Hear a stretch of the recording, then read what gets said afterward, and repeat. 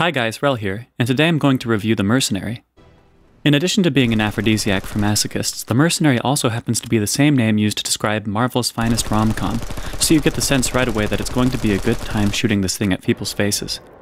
When you first handle the weapon, you may realize a few startling things, not the least of which is the forward grip, which instead of being cheap glass like most things in PlanetSide, is actually made out of a hard plastic alloy, allowing the player to sink into a deep state of late 90s nostalgia as the gun constantly reminds them of toys they had as kids. Obviously this won't bode well for millennial players, whose only toys growing up were condoms, food stamps, and an increasing sense of entitlement. Generally favorable psychological perks aside, the Mercenary also carries with it a battle meditation effect. Outside of being a dumb explanation for why the Empire lost the space battle on Endor, it's also the same perk used to enhance the Mercenary. You see, when I and my team of sorcerers and witches dripped our unholy serum all over the barrel of the gun, we infused it with the tactical superiority of the Merc outfit, allowing the holder of the gun to be permeated with elements of in-game brilliance and maneuvering that is so rarely seen in video games, or real life for that matter. It's a shame we didn't pour the serum over the person who was ultimately responsible for devoting Daybreak Games' resources to PlanetSide Arena. The Mercenary's stats are somewhat unusual numbers, setting it apart from other weapons.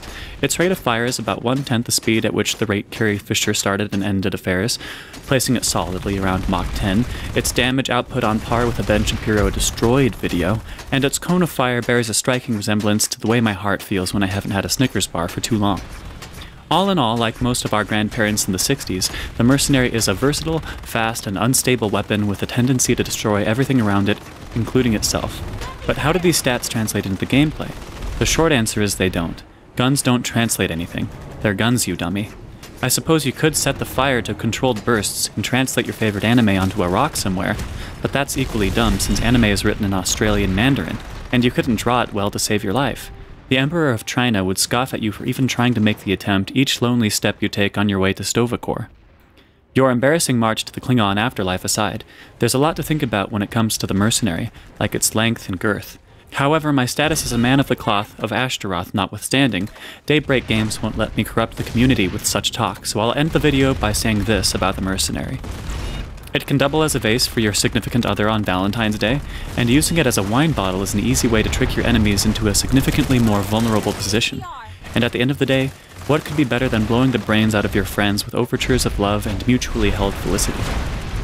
Thanks for tuning into my reviews, and I hope you'll join me April 1st for the exciting release of the DX11 patch.